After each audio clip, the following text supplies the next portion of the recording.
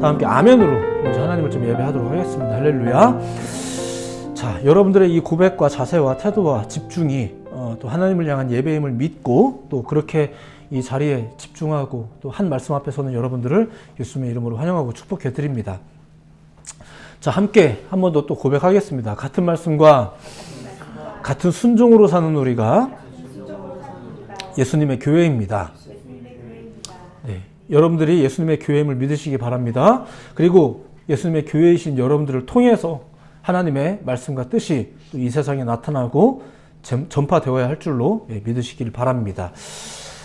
자, 영화나 드라마 즐겨 보시는지 모르겠네요. 영화나 드라마를 보다 보면 그 배역에 따라 주연과 조연이 이렇게 나뉘어져서 등장을 하죠. 그리고 우리는 보통 이제 주연을 이제 기억하곤 합니다. 그게 시나리오 때문이든 또 그 배우가 가진 특별한 매력 때문이든 주연은 확실히 그 주연의 임팩트가 있는 것 같아요.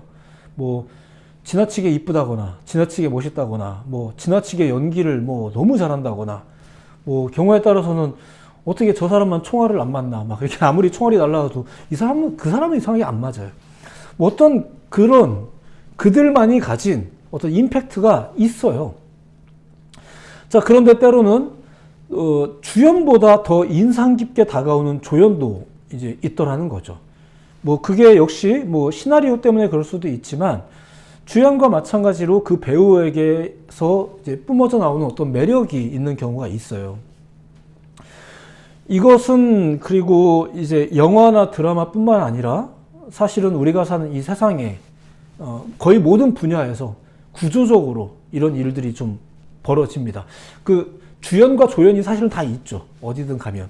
근데 그런 와중에 마치 이런 차등을 다 그냥 거스르는 듯이 조연 같은데 조연 같지 않은 존재들이 있다는 거예요. 어떤 임팩트를 발현하는 사람들.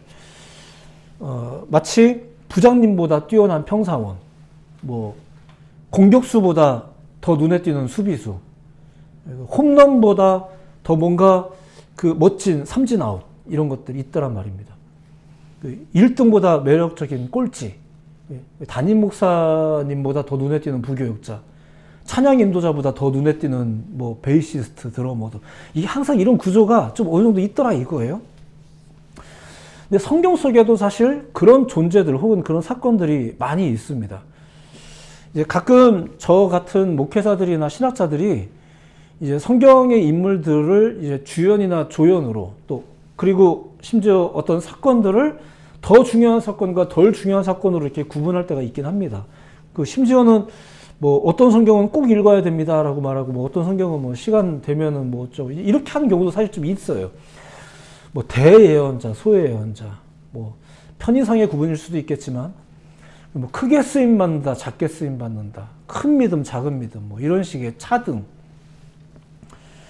사실 이런 식의 구분과 인식은 영화나 세상에서는 필요한 일일지도 모르겠지만 우리 신앙에서 가지기에는 사실 적절한 인식은 아닙니다.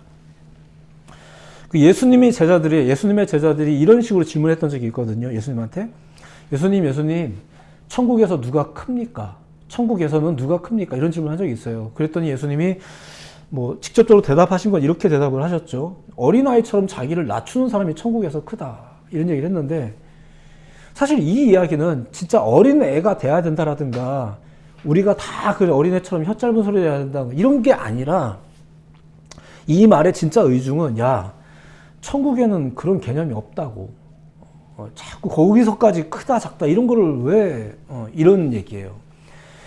하나님 나라의 개념을 잘 배워서 이 땅에 적용하며 살려고 제자로 삼은 건데 기껏 그 제자들은 이 땅의 개념을 하늘에 적용하면서 천국에 가면은 예전에 내가 사랑했던 강아지를 만날 수 있나요? 이런 생각들, 이게 어떤 마음인지는 알겠는데 예수님은 굉장히 답답한 거죠. 사실은 그런 거 없다고.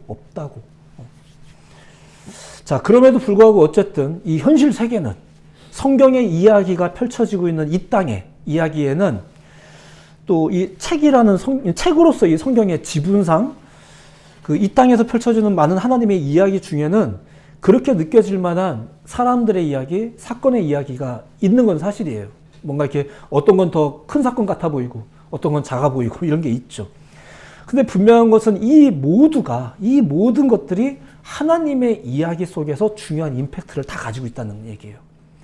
모세가 홍해를 쩍쩍 갰는 것도 대단한 일이고, 하지만 별다른 임팩트가 없어 보이지만 광야 생활 다 마친 다음에 그 제사장들을 필두로 해서 그 강을 건너는 그 자연스러운 사건들도 사실 굉장히 중요한 사건이고 이렇다는 얘기예요. 조연이든 뭐든 우리가 그것을 뭐 크게 여기든 작게 여기든 우리가 이런 식으로 나누든 안 나누든 뭐 심지어 뭐 알고 싶어 하든 안 알고 싶어 하든 더 나아가 교회에서 이런 얘기들은 자주 듣는데 이런 얘기는 생판 못 들어보는 얘기들도 사실 성경에 있거든요. 우리 설교자들의 이야기가 1년 52주를 이렇게 따져보면 좀 편중되는 게 없지 않아 있어요. 이제 그러다 보니까 뭐 우리가 읽으려고 작정하지 않는 이상 뭐 보고 듣지도 못하는 성경의 내용들도 많죠. 저 같은 사람들이 그런 걸 자꾸 끄집어내서 여러분들을 어렵게 만들어서 그렇지, 말하자면은 교회 오래 다녀도 다 어려운 겁니다. 근데 하나님께서는 사실 그런 사람들의 이야기를 때로 일부러 끄집어내어서 당신의 큰 이야기를 채워나가고 완성해 나가시더라 이거예요. 오늘 소개해 드리려고 하는 이 레갑의 자손들, 어쩌면은 아예 들어본 적도 없으신 분들도 있을 거라 생각합니다. 심지어 교회를 오래 다녔어도. 근데 이 레갑 자손들이 바로 그런 존재들이었습니다. 이제 그 이야기를 좀 소개해 드릴까요? 이제 오늘 나와 있는 본문에는 이제 표현이 좀 몇 가지 이렇게 함께 나오는데, 뭐 레갑의 자손들, 레갑의 아들 요나답의 자손들, 후손들, 뭐 이런 식의 표현이 계속 나옵니다. 이게 지금 이 상황이 언제냐면은 하나님께서 지금 남유다를 향한 예레미야의 예언 활동 중에 그들의 이야기를 등장시킨 거거든요. 그들의 이야기를 갑자기 등장시킨 거예요. 이게 특정 인물도 아니에요. 그러니까 이름이 없잖아. 이름이 소개되지도 않아요. 그냥 레갑의 자손, 레갑 사람들, 레갑의 아들 요나답의 자손, 뭐 이렇게 말합니다. 그러니까 눈앞에 있는 이 사람들에 대해서는 설명도 안 해요. 오히려 그들의 조상이 언급되는 걸 보니까 뭐 레갑이나 요나답 이런 사람들이 중요한가 보죠. 뭐. 아무튼 그렇게 이 사람들이 등장을 했는데, 이런 사람들을 등장시켜서, 이 사람들의 이야기를 등장시켜서 하나님이 하고 싶었던 얘기가 뭘까요? 이렇게 우리가 볼 필요가 있다는 얘기예요. 그냥 잘해라 못해라 이런 얘기를 우리가 그 얘기만 쉽게 하시지, 이게 아니라 이런 이야기가 중요하겠죠? 일단 오늘 본문 상황을 설명해 드리자면 이런 거예요. 예루살렘을 중심으로 하는 그 남유다가 지금 바벨론이란 나라에 의해서 공격을 받아가지고 지금 패망하기 직전입니다. 바벨론이 이제 예루살렘을 이렇게 감쌌거든요. 그리고 이때 당시 남유다의 왕은 시드기야였었습니다. 이러한 때 예레미야가, 야, 니들 언제 정신 차릴래? 막 이러면서 이제 저들의 죄악을 고발하고 회개를 촉구하고, 안 그러면 하나님의 심판이 있을 거다. 지금 이게 그런 거다. 막 이런 얘기를 막 하고 있을 때였는데, 그런 얘기가 막 앞서서 나오다가 갑자기 오늘 본문인 예레미야 35장에 오더니 갑작스럽게 시드기야보다 몇 년 전인 여호야김이 왕이었던 시절의 이야기가 갑자기 등장하는 거예요. 그리고 그때 무슨 일이 있었냐? 그 여호야김이 왕이었을 때도 바벨론의 어떤 위기가 계속 있었거든요. 위협이 있었거든요. 근데 그때에 이 예루살렘 동네에 어떤 그룹이 이렇게 들어왔어요. 그게 누구냐면은 그 일평생 포도주를 마시지 않는 사람들이거든요. 그리고 의도적으로 정착민으로 살지 않고 유목민 생활을 하는 사람들인데, 이 사람들이 예루살렘에 이렇게 와가지고 지내고 있었습니다. 그 사람들이 레갑 자손들이었었어요. 그리고 그 사람들이 왜 거기에 왔냐면은 바벨론의 위협이 막 그 전역을 이제 위협할 때니까 이런 소수 사람들이 이제 마땅히 안전을 위협받으니까 온 거예요, 여기에. 그런데 그때 하나님께서 갑자기 예레미야에게 이상한 명령을 하나 하세요. 그 사람들을 만나서 포도주를 권해라, 이런 얘기가 나와요. 이거 설명하면 또 길어지니까 그냥 싹 다 건너뛰고 그들의 반응을 좀 소개해 드리자면 이런 겁니다. 그들이 이런 말을 해요. 이제 우리는 포도주를 마시지 않겠다. 우리 선조가 우리에게 그렇게 명령을 했다. 마시지 말라고. 그리고 우리가 지금 여기에서 이렇게 지내고는 있지만 이게 지금 바벨론의 위협 때문에 우리가 지금 여기 온 거지, 우리 조상들은 말하기를 우리로 하여금 장막을 치면서 살아라, 어디 한 곳에 정착해서 땅을 소유하지 마라, 이런 명령을 했다. 우린 그걸 좀 지키고 살겠다. 지금 우리가 잠깐 여기에 와 있지만 여기서도 우리는 그런 마음으로 살겠다. 그러니까 우리 포도주 안 마실래. 이런 내용입니다. 어찌 보면 하나님의 뜻을 어기는 것처럼 보이죠. 근데 이후의 내용에 따르면 하나님이 이들을 되게 축복하시거든요. 왜 이런 이야기가 펼쳐질까요? 그리고 하나님은 왜 그들의 이야기를, 이 레갑 자손들의 태도를 소개를 해주신 걸까? 그게 이제 오늘 본문이에요. 13절을 보면 너는 가서 유다 사람들과 예루살렘 주민들에게 말해라. 14절 레갑의 아들 요나답이 그의 자손에게 포도주를 마시지 말라 명령했는데 그 자손들에 의해서 그 명령은 심지어 지금까지도 잘 지켜지고 있다.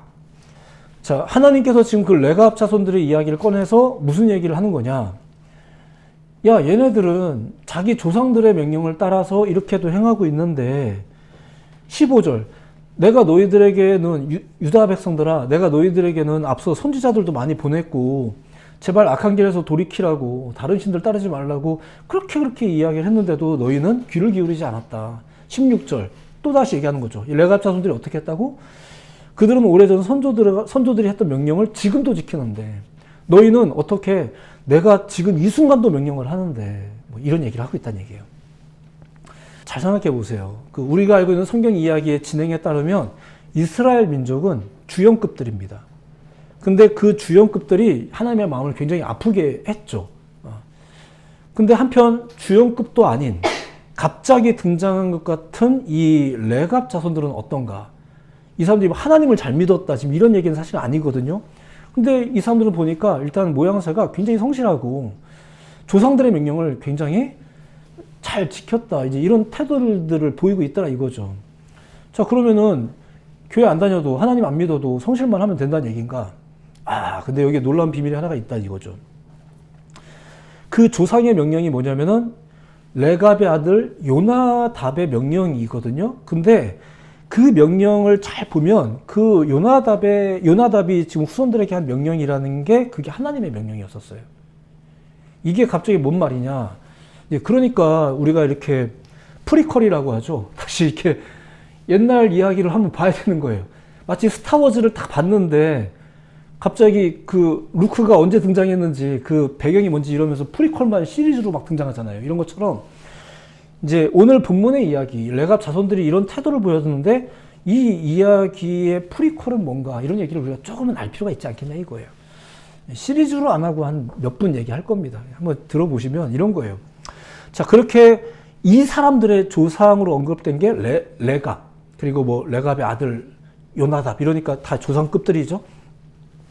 근데 더 소급해 올라가면 겐이라는 사람이 등장해요. 자, 이렇게 제가 이야기할 때 뭐야 이름을 외우실 필요는 없어요. 그냥 듣고 이해만 하시면 돼요. 겐이라는 사람이 등장하는데 뭐 조상이 한둘은 아닐 텐데 굳이 그 사람을 언급한 데는 이유가 있겠죠? 그 사람이 가진 입지가 있을 거예요. 그게 뭘까? 자, 창세기를 보면 이제 아브라함이라는 사람이 있잖아요. 그 아브라함의 후손을 언급할 때 이런 이야기가 나와요. 그날에 여호와께서 아브라함과 더불어 언약을 세워 이루시되, 그러니까 하나님하고 아브라함하고 언약을 맺는 장면 같습니다. 내가 이 땅을 애굽 강에서부터 그 큰 강 유브라데까지 네 자손에게 주노니 곧 겐 족속과 그니스 족속과 간목 족속과 이렇게 이어져요. 그러니까 겐 족속, 이 겐은 아브라함의 후손이에요. 그러니까 이 계보에 따르면 레갑도 그의 아들 요나답도 그리고 지금 예레미야 시대에 이 예루살렘에 지금 와서 지내고 있는 이 유목민들도 혈통상으로는 모두가 다 아브라함의 후손들인 거예요. 그런데 구약 성경은 이스라엘 민족의 여정을 메인 테마로 하고 있잖아요. 근데 이 겐 족속의 이야기는 사실 조금 바깥쪽으로 밀려나 있거든요. 어떤 시대에는 그들을 그냥 이방 민족으로 치부하기도 했습니다. 근데 이제 성경을 잘 보다 보면은 이런 거죠.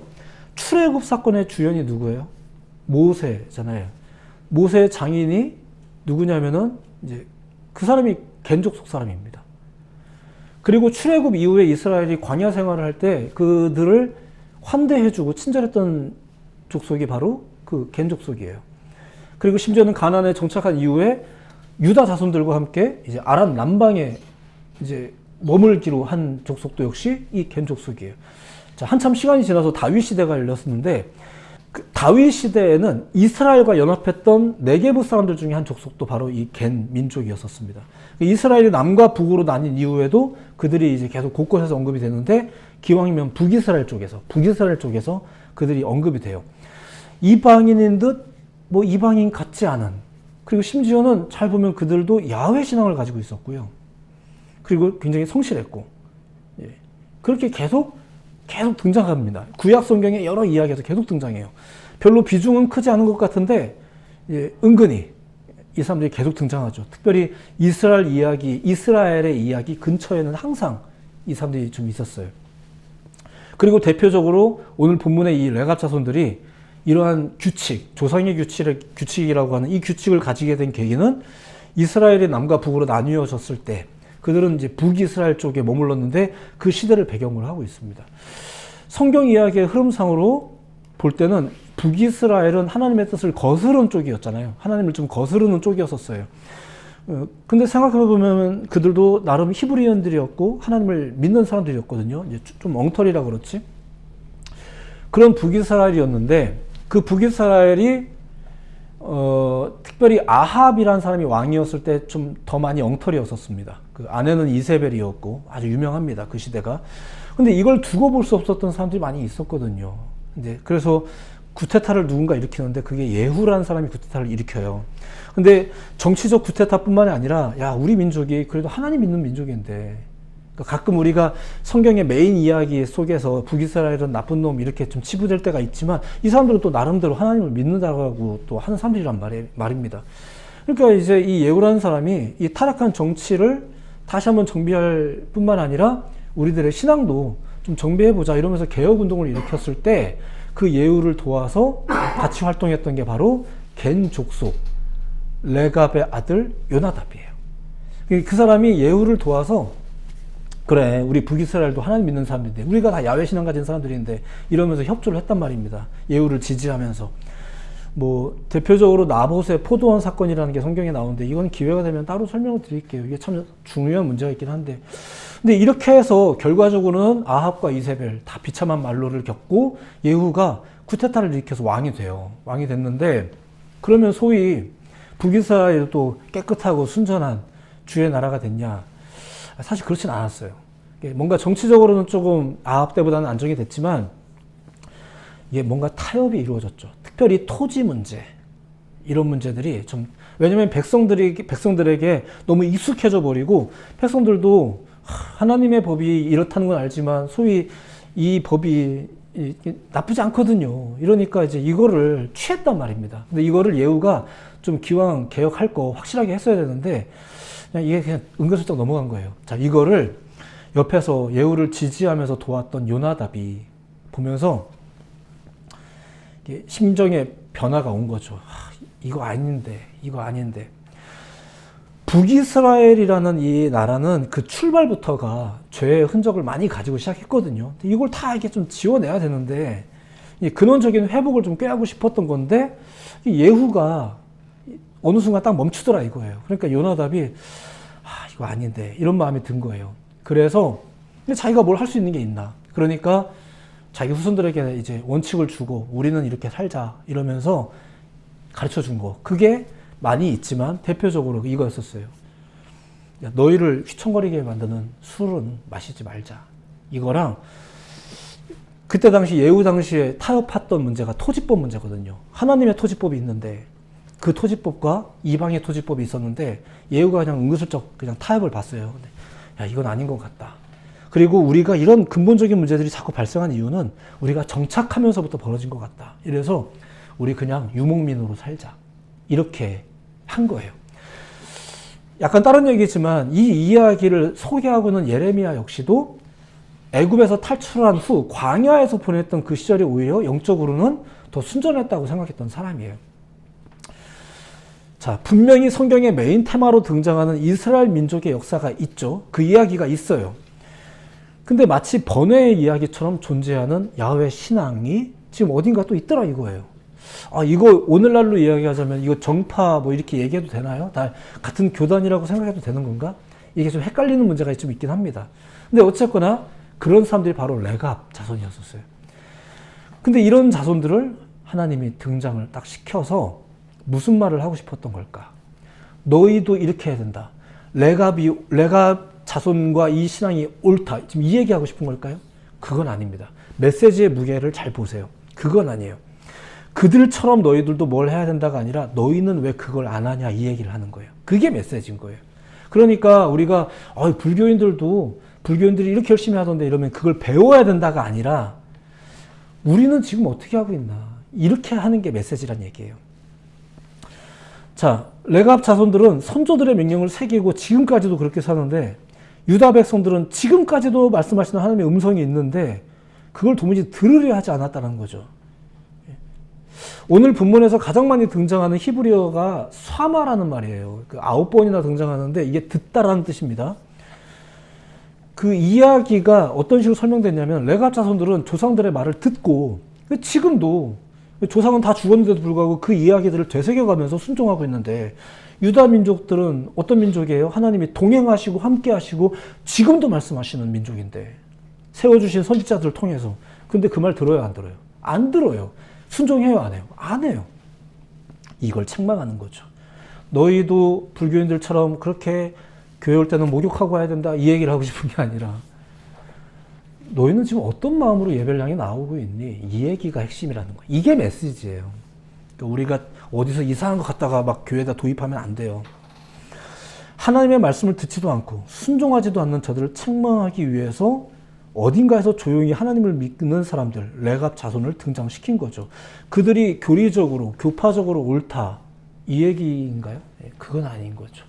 저도 사실 그 부분에 대해서는 단언해서 말할 자신이 없습니다. 왜냐하면 분명한 건 이게 메인은 아니거든요.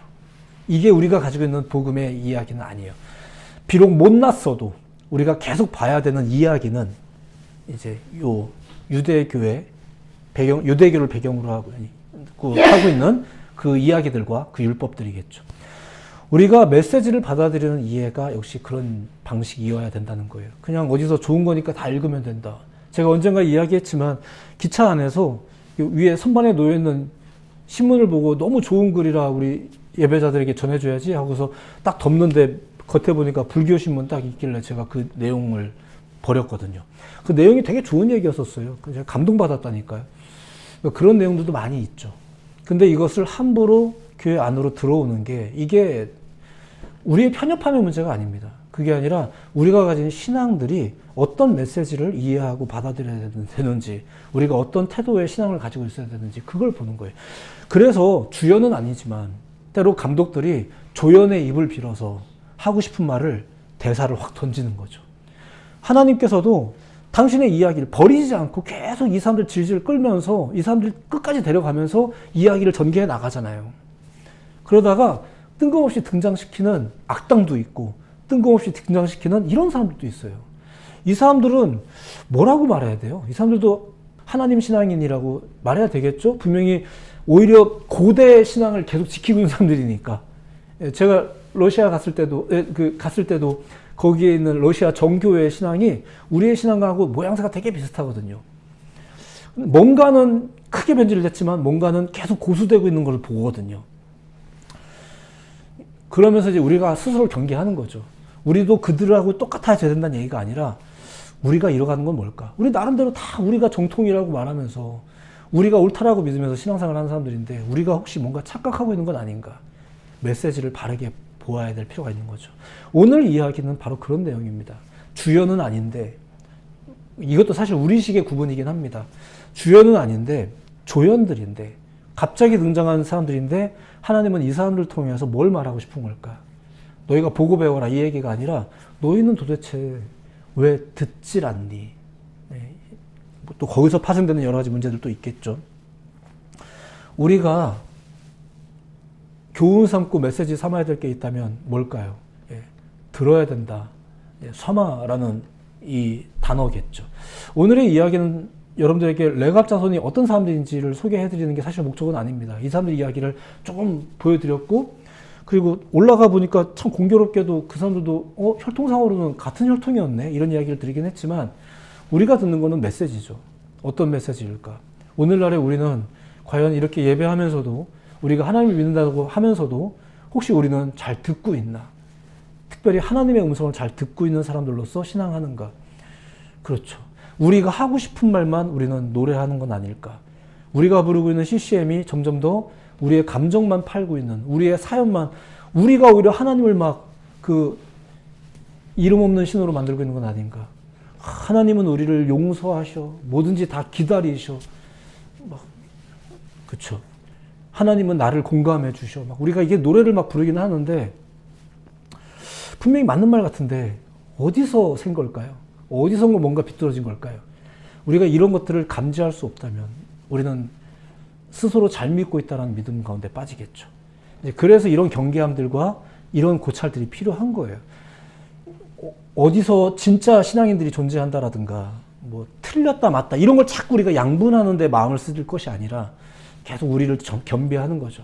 그래서 필요하다면 이렇게 레갑 사람들도 등장시키기도 하고, 왜 하나님이 갑자기 바벨론을 도구로 사용하셨을까? 그리고 왜 그렇게 도구라고 해놓고서는 또 바벨론을 후에 또 그렇게 다 무너뜨리실까? 하나님 너무하신 거 아니야? 써먹고 버린 거야? 뭐 이렇게 막 오해하고, 이게 다 우리식의 생각이다 보니까 우리는 써먹으면 버리나 보죠. 그러니까 이렇게 우리가 메시지를 자꾸 만들어 버리고 있다는 거죠. 근데 성경의 이야기를 보세요. 그게 아니라는 거예요. 우리는 이런 하나님의 메시지를 듣는 법을 배워야 되겠죠. 왜 이런 이야기를 갑자기 하셨을까? 이게 과연 우리에게 하고 싶은 이야기는 뭘까? 이 이야기가 우리에게 주는 교훈은 정말 뭘까?